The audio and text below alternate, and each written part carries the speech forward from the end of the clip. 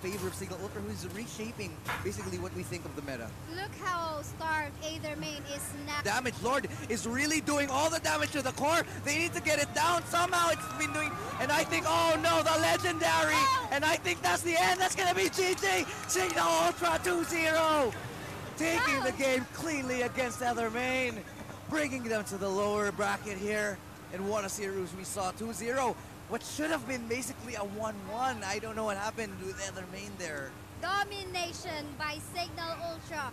What was that new meta composition? 2 marksman, 3 tags, Pyro, come on. Yeah, what? And they won. They won against Aether Main. That's not an easy task. Absolutely insane work from this team. Come on, man. So absolutely beautiful. It's so exciting to see this happening. You know, I'm curious how this team's actually prepared You from can the regular season. You can tell that they've been doing their research. They've been practicing. They have been coming up with these crazy compositions and, you know, baiting out the banning and the drafting from the team. And they actually get a really good 2 marksman lineup and win with it. This is some revolutionary stuff that we're seeing here. The research did in, I guess, you know, was composed a lot of exploration of Yeah. the possible composition that you can do. You can on tell, yeah. Because we know, well, we know it. These teams actually know that they're actually autoban heroes like Aldo, Angela, and Leslie. And of course, that will change how the meta composition Yeah. will work. Just like what we can see now. Yeah, Minsithar getting picked up, double marksman, no marksman. It's crazy. It's the game is really changing before our eyes. I feel like right now in MPL we're being part of history. So, you know, absolutely thank you to Munton and Smart for making this happen. This has been an absolute treat to cast. But anyway, we'll be showing the highlights, I think, in just a little while. So stay tuned. We want to go back and analyze what this game went. So where do you think it all went wrong for Aether Main there? I think Aether Main basically followed through the trend of what Signal Ultra did right over the first game. Like they didn't have a marksman setup, and it seems like Aether Main followed through, but it didn't work out. But Signal Ultra has something on their pockets, which is this 2 marksman composition, and it seems like Aether Main, I don't know, probably they were not prepared in this type of composition. Yeah, and somehow it worked, getting the Savage. And wow, it really comes down to who did their research, who practiced, who was able to study and basically theory craft during the break. And clearly, Signal Ultra showing us something new here. So, my goodness. Kudos still to both of the teams. Well, to those who are, the teams on the lower bracket still have a chance on getting back. So if you're supporting Aether Main, they still have a chance. They will be going against Executor at some point. So it's going to be one hell of a lower bracket. But we're going to be taking a short break. That has been the second series. And when we come back, even more exciting time. We'll see you guys in a bit.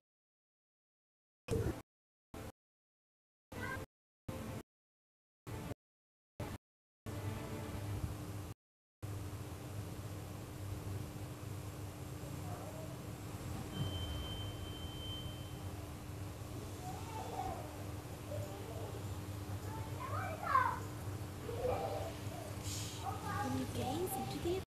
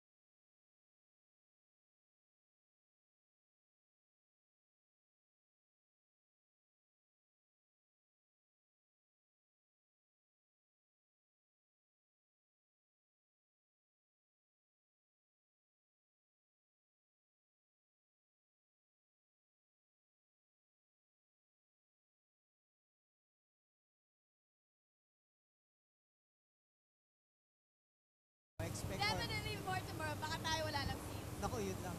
Naku, yan. Okay, so I think our host panel is ready.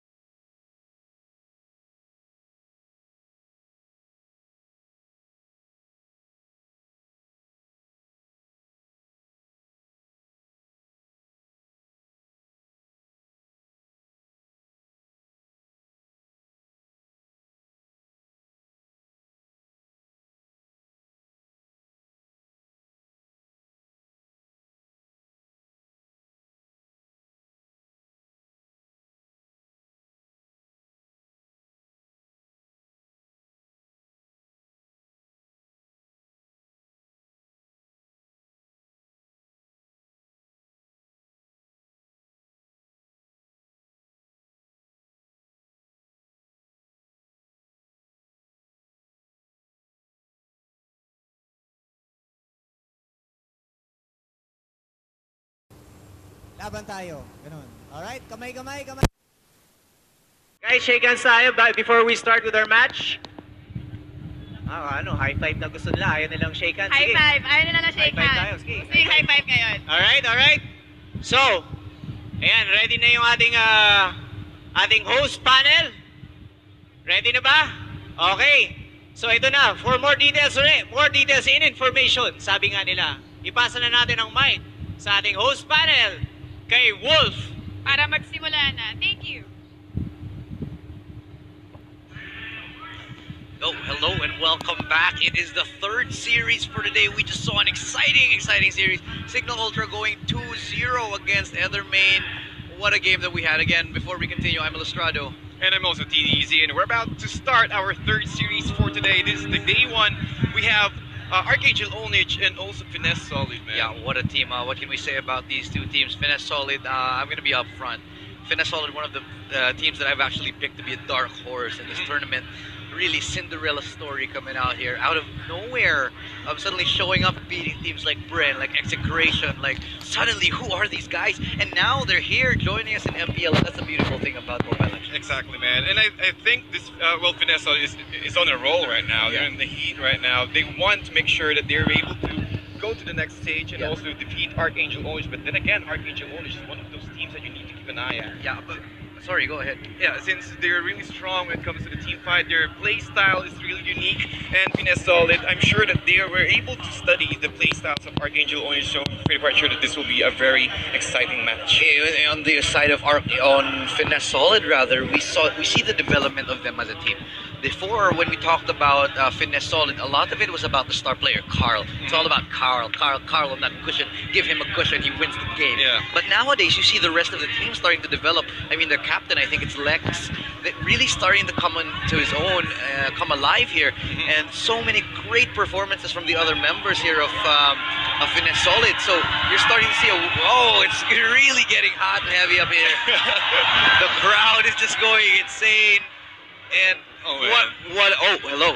What a time to be in esports. Yeah, there you see him. The big man himself, Lex, 1.83 KDA. And he's just, not exactly, the highest in terms of the KDA score, but always really performing for his team, coming through really with that leadership, making it shine. We're absolutely jam-packed here in this Circuit Makati here. And thank you again to Smart and Moontan for making this possible. But before we continue on, let's talk about Finesse Solid. Again, we'll continue talking about how they were becoming a more well-rounded team. And I think the fact that they're really, you can see them train, you can see it shows in how they play. Yeah. Well, I think it's really because of, adding to what you mentioned earlier, it's all about Lex. He's the one who's really amping up the team. Yeah. He's the one who's studying the plays of the opposite team and, on how he motivates the team. Yeah. Well, he's well known on his stab.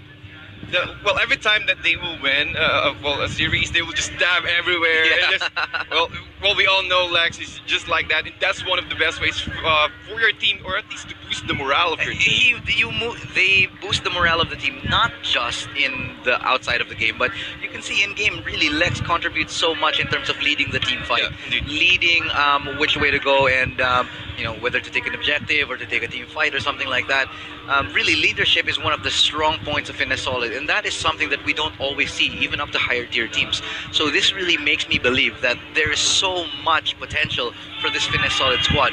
On the other side, Archangel Onage, they're no one to take lightly at all. And we can actually see the young gun, the young superstar Carl on our screen right now. Look at that. 4.61. Goodness, man. And even the Gushin, man.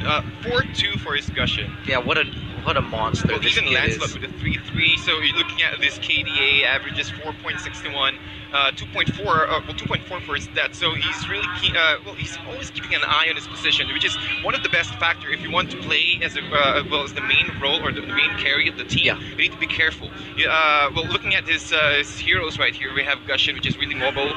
One of the best ways to catch up those core heroes on the opposite team, which is really good, man. And honestly, with that Gushin, with that Lancelot, we've actually noticed how Carl plays. He never makes really generally careless mistakes. As you're the main carry, as you're the main assassin or mage for the team, you really want to be careful in where you're going in when you're making a opening. You have to find the opening picks and to be able to survive that and not just die. Because it all relies on that entry. If you go in and try to make a play and die, you basically almost could potentially lose the game for your team. Carl doesn't do that, playing very smart all the time, and that's why I really think he's one of, and I think he won. I think he won the MVP, an MVP of a tournament recently, if I'm not mistaken. Anyway, it really shows the caliber of Carl as a player here. Well, discipline, you can add it up. Finesse Solid and then the discipline, or Finesse Discipline Solid, because that's how disciplined this team this team is. And Archangel Onage, I really want to see how this two teams will match up in each other, especially when it comes to the early game, because that is where the rotations will start. Even with Lex with his Akai, I think that is his signature hero for Lex, and I've never seen Lex hitting up his Hurricane Dance, or at least missing up his Hurricane Dance. It's always on point. He knows. Yeah, he always knows when to go in, when to make that opening, Yeah. giving Carl space and the rest of his team some space to be able to get those team fights in their favor. And you really see this is how he leads the team, not just by telling them where to go, but by leading by example, by going in, by initiating. And it's the perfect role for him, actually. Exactly. Lex knows which role to play, which role and how to do it in order to bring his team into the victory. And we've seen it time and time again. I'm so happy, so excited to see them. And there you see it, Levi, Carl, Boo, and Dale, really the leaders right now for their team. I think Nick is their sub, if I'm not mistaken. Yeah. Well, it's always Dale, Carl, Levi, and Lex in this one, and also Nick. Yeah, I also see Nick is will play every. Well, I think he's always subbing Dale, if I'm not mistaken. It's Dale into Nick. Oh, okay. That's very interesting. It's not really something that we see a lot in esports. When you talk about, say, traditional sports like basketball or football, a lot of the time you have substitutions and for certain kind of situations. Like one player is better at playing aggressive, one player is better at playing passive. It's good nowadays that we see in esports and here in Mobile Legends that you have another man who might fit your playstyle better for this kind of match, might fit your playstyle better for maybe a passive or an aggressive kind of matchup. And it's good to switch that up, giving other teams a little bit more of a challenge just to figure out how exactly they play. And I think that's something we should incorporate in other esports, actually. That is true, and I think it's one of the best ways as well to at least conceal, or if you're trying to play up a different play style, just like what you mentioned earlier, and also the draft. Yeah. When it comes to drafting, if you have a substitution or if you have a sub player, it will be much more difficult for the opposite team to at least read your play style. And like gauge how exactly